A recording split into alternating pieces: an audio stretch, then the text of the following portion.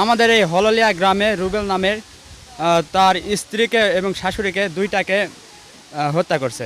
আমার ভাই ভাইয়ের হাত কাটা দিছে এবং আমার চাচার মেয়েকেও মারে ফেলাইছে, দুইজনকে মারে ফেলাইছে। এরা আমরা সুষ্ঠু বিচার চাচ্ছি প্রশাসনের কাছে। তো বাংলাদেশ প্রশাসন আমরা জানি তাকে শ্রদ্ধা করি, তো আমরা চাচ্ছি আমাদের সবাই আশাবাদী যেন এটা সুষ্ঠু বিচার হয়।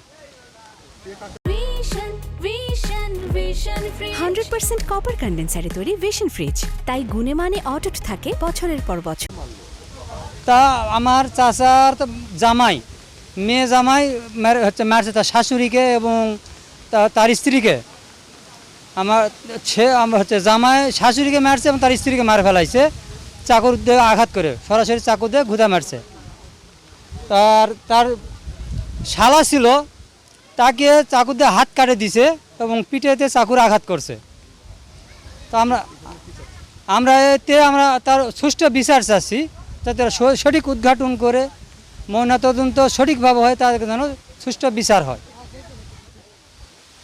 হললিয়া গ্রামের উবেল তার শাশুড়ি এবং স্ত্রীকে যে নৃশংসভাবে হত্যা করলো, এটা আমরা মেনে নিতে পারি না।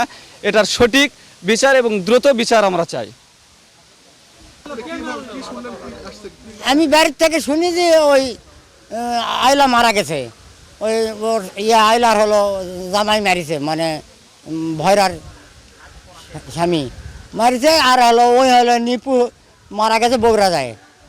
আর ওর স্বামীও ছিল না কো, ওই নিপুর খালু ওখানে দোকানত ছিল, দোকানত থেকে আসে ওই দেখে যে মারা গেছে, এটাই মারা গেছে। আর ওই হয়তো বগুড়া যায় মারা গেছে।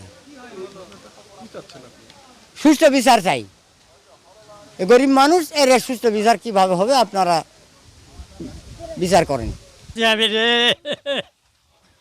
তারপরে তোমরা বিচার করে তোমরা, আরে বাইরে থাকলে কিছু হল না রে, দোকানে যা বসে আছে আমি।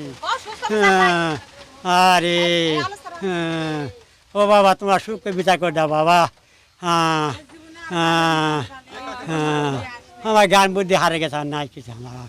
12টার দিকে, অনুমান 12টার দিকে আমরা খবর পাই যে স্বামী স্ত্রীর মধ্যে গন্ডগোলের জের ধরে স্বামী তার স্ত্রীকে স্টেপ করে আর কি চাকু দিয়ে, পাশেই খালা শাশুড়ির বাড়ি, খালা শাশুড়ি আগাইতে হলে খালা শাশুড়িকে স্টেপ করে পরে তাকে ধরতে গেলে তার এক শালক ছিল, ও তাকে ধরতে গেলে সে তাকেও হাতে কূপ মারে দ্রুত পালায় যায়। যেহেতু ঝড় বৃষ্টি চলতেছিল, যার কারণে আশেপাশে লোকজন ছিল না, সবাই বাড়িতে ছিল, সে দ্রুত পালায় যায়। আমরা খবর পাওয়ার সাথে সাথে দ্রুত ঘটনাস্থলে আসি, আসামিকে গ্রেপ্তারের চেষ্টা চলছে। আর ভিকটিম যে ডিসিজড, ওদেরকে আক্কেলপুর হাসপাতালে নিয়ে যাওয়ার পথে একজন মারা গেছে, আর একজন গুরুতর অসুস্থ অবস্থায় বগুড়া মেডিকেলে ডাক্তার রেফার করেছে। আমরা আসামি ধরার জন্য বাইরে বিভিন্ন জায়গাতে কাজ করতেছে, ফোর্সেরা তৎপর রয়েছে। ধন্যবাদ। ঘটনাটা সোনামুখী ইউনিয়নের, এটা হলহলিয়া নামক গ্রামে।